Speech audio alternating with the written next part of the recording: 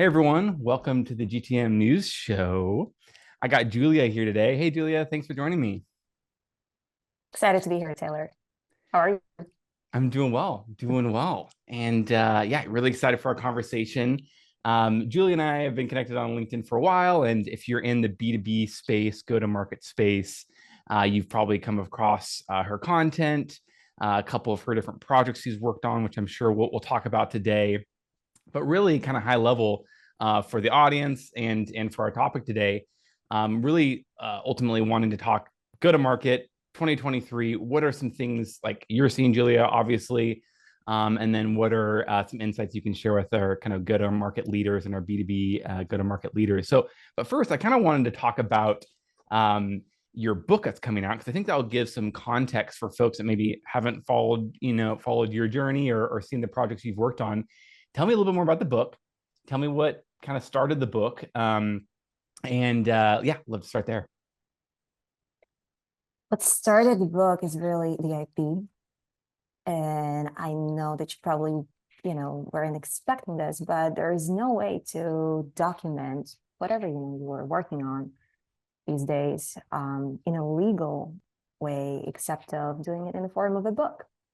And I've been, in this marketing, go-to-market space for quite a while, for a decade. And some of my frameworks and templates and thinkings are working pretty well. In fact, so well that we've built a community around it. And Wiley took, the manuscript and published it. So we wanted to share, obviously, the ideas, both mine and my co-founders, and just to, leave a little mark in the B2B space. Super cool. There's probably three or four things we could jump off from there. I'd love to talk about IP. So tell me about specifically, just for our audience, get them up to speed on what maybe a couple of those frameworks that you've seen as being the most powerful. How did you discover those frameworks and what are they? By doing them, Taylor. Hmm. And the slogan of Hype Cycle, the company we've built, the community we've built, is really learn by doing, and we stand for it. Unfortunately, before us, it wasn't happening in B2B. And when we launched the community, the only person who was using go to market as a keyword and a concept in the whole industry was Mark Roberge and Stage to Capital. There were no other books there. It wasn't a thing, really. So we used to live in this siloed reality of sales, marketing, product, customer success, founder, CEOs, you name it. And obviously there was no, revolves as a function, chief customer officer, and all of the fancy innovations out there. And so we saw a trend, and by actually, practicing marketing for a decade, um, I came up just thinking that there is no marketing without going to market. Hmm. And yeah, so that's what the book is about. Very cool. Very cool. I love that. And yeah, I think from my perspective, you all were definitely and are pioneers in kind of the GTM space, and hence why I'm super excited to continue our conversation and probably have to have you back on again because I'm sure we can't cover it all in the next 25 minutes or so. Super cool. I'd love to hear more about events, and this is something that I know your book is focused on, including the go to market and a lot of what the community you've built. It's a big topic, but I'd love to hear more about what have you learned, kind of high level from events and the different projects you've worked on the past couple of years, and where do you see the biggest opportunity for B2B organizations, specifically in events? Yeah. The biggest opportunity for B2B organizations is to really understand what the end goal of go-to-market is. And I feel that we tend to talk a lot about definitions. And, every time I would open my LinkedIn, I'd see like, sales call calling, whatever. and here's what calling is, here's what sales is, what marketing is. I'm not saying that it's, not important to understand what you're doing and why, and actually majority of people tend to not really dig into this. But what we're missing on is the end goal of go to market as a process of marketing, sales, and every other function's end goal. So when you think about go to market, what you want to achieve really, and that like you can only achieve it by practicing it, is a better customer experience. So you can read all the books in the world, all the frameworks in the world, go to Wikipedia, and it all will lead you to this thinking that, go to market is a never ending process. And it's only about making the customer experience better. And the way to do it, there are only two ways. One is to create a superior product. And the second one is to create like a more competitive pricing. So it's not mutually exclusive, obviously, but that's what essentially go-to-market is about. And, whether you're a big company, small startup, whatever you're doing, there is no end to it. We just look at the 3 last years of our B2B living, world living, war in Ukraine, the freaking recession, COVID, you name it. The essence of the world, word go to market, it applies market. So, whether you are IBM, Microsoft, or Outreach.io or Hype Cycle, you will always have to adapt and readapt per every market condition that is out there. Answering your question, Taylor, about the events. Unfortunately, when it comes to marketing B2B, we do nothing but events. Lately, we started 2 years ago, and 5 years ago, really, we started practicing ABM. It's amazing, but it's still when you compare what's happening on the B2C front and what's happening in the B2B front, it's a pretty much passive versus active, approach to marketing and going to market.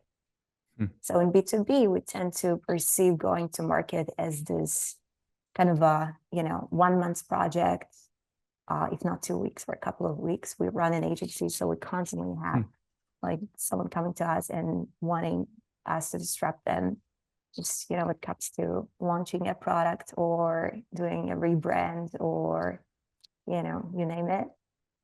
And people forget in B2B that it's something that you have keep doing, from the day you launch the company till the day you IPO or sell it. So yeah, in B2C, there is no problem when it comes to go to market. It's just they practice it. Curious, love to dive a little bit deeper there. Where do you see learnings from the B2C space? I love that passive versus active. I'd love to hear a little bit more your thoughts there. Yeah, it all comes from Procter and Gamble in 1931.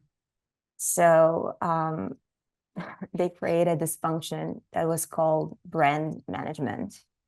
And the essence of that function was to create something really cross-functional, where one person would know marketing, sales, customer success, and product and brand, and it all was wrapped under this cover of brand management.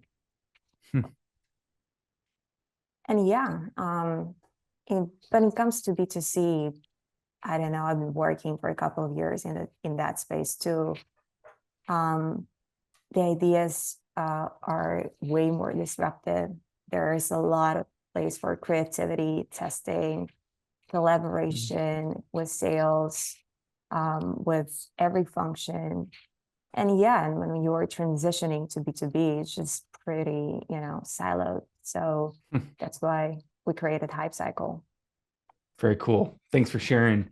I'm curious, the siloed part, you mentioned that obviously kind of towards the beginning of our conversation, and no rev ops, those things being new, even, chief customer officer, and even the ideas of customer experience, I think are, where I learn about customer experience from a marketing, from a brand, from a business standpoint, it's actually from like my favorite brands are like Airbnb, their customer experience, their brand, how they position themselves in the market. Tesla, right? Like these are Nike, these are all a lot of very big B2C companies or even tech companies. So to your point, I think there is a lot to be learned there. I'd love to hear more about the siloed, departments, and your thoughts on, unifying that. Obviously, I kind of understand from a go-to-market, unifying all that in a go-to-market mindset and framework. Where do you see the biggest opportunities, in sales, marketing, product, customer success, and breaking down those silos?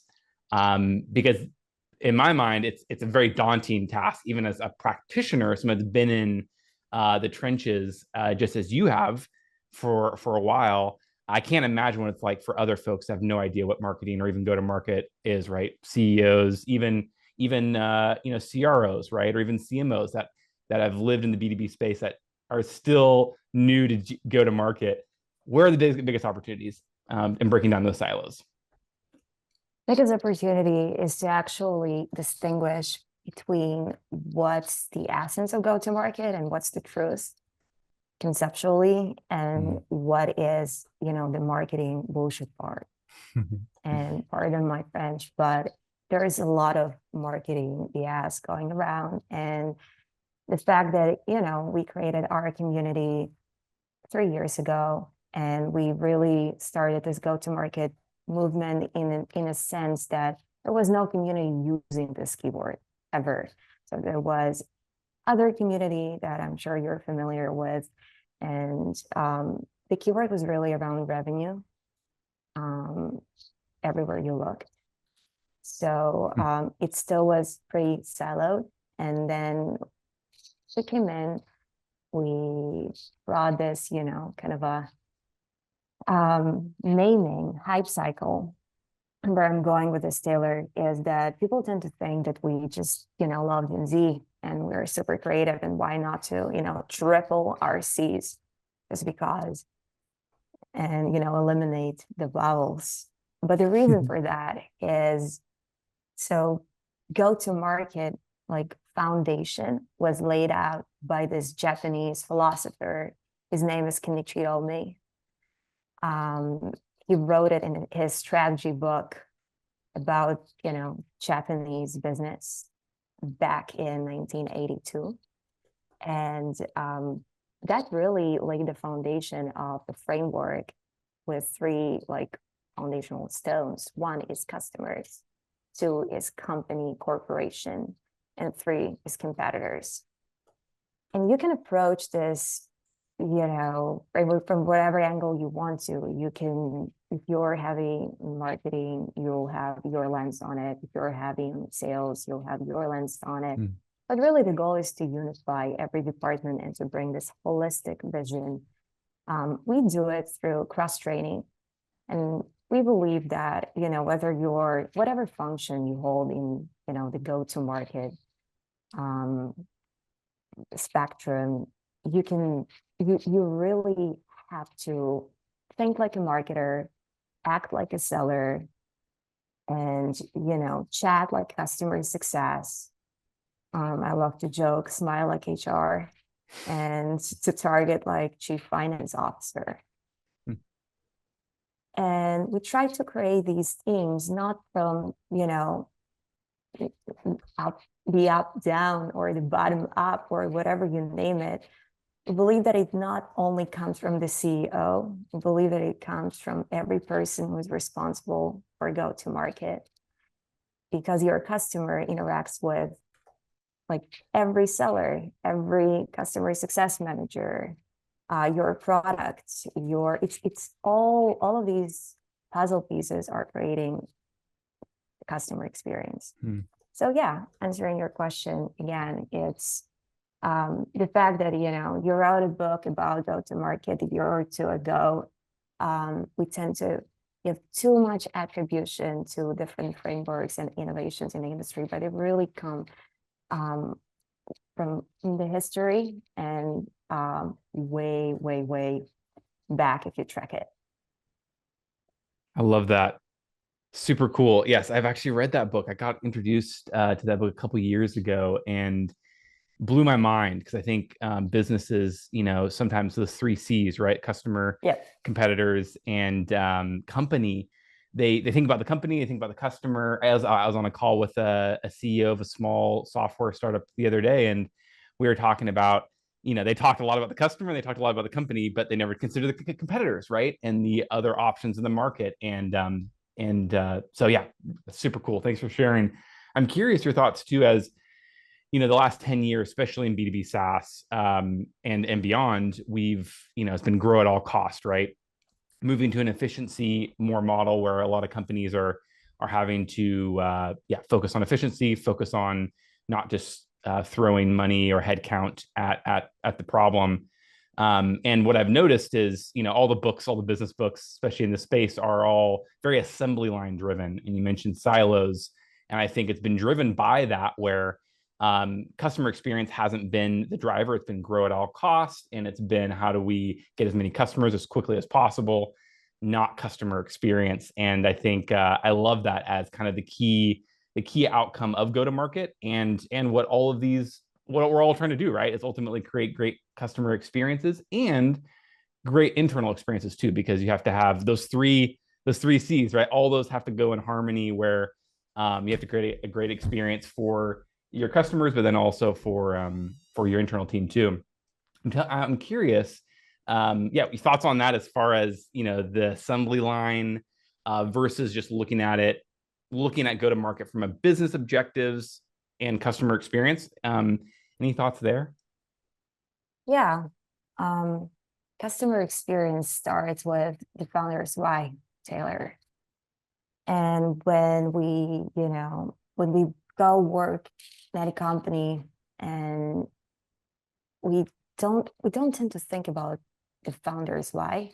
We don't have this conversation with the CEO. We don't inquire and ask, what's our mission, vision, where are we going, what's the company it's going to be about, in 10 years.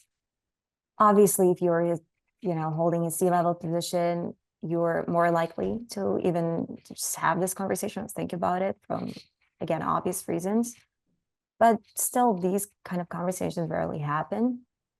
And that's what lays fundamentally the difference between the companies that you mentioned, Nike, Airbnb, and the amazing customer experience, and Apple. Steve Jobs is not here, but we all use Apple, and it's thriving. The vision and the mission of that company was way bigger than Steve Jobs. It wasn't to make money. It wasn't, just let's drive cash, everyone, and just exit. So if you want to create a customer experience and you want to work in a company that actually accomplishes that, I would approach it from your first conversation with the CEO and ask about their why, their mission, their vision, and where the company is going. Whether it's, short-term kind of a fun interaction and an amazing, badge on your LinkedIn, or there's something more behind that. Super cool. What are some if let's say a CEO or a founder of a company doesn't have a why, what are some maybe either actions or things they can think about to help them craft that? Any thoughts there? I think that every founder has a why. It's just not always the kind of why that you want to hear. So the goal of the company is really like threefold probably. One is just, family business kind of thing, when just private, you go IPO and you exit.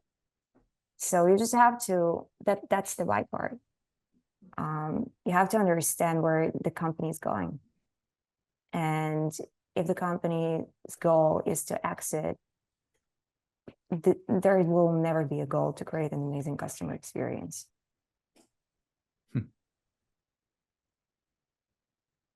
Thanks for sharing. Super helpful.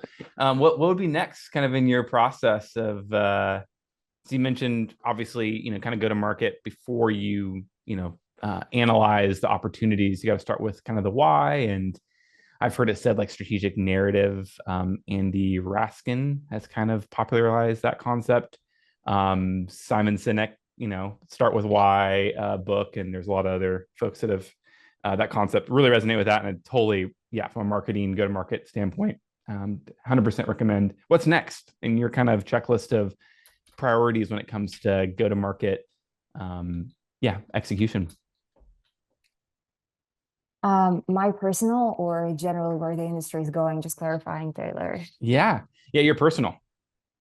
My personal, we're about to launch our platform for go-to-market skill training.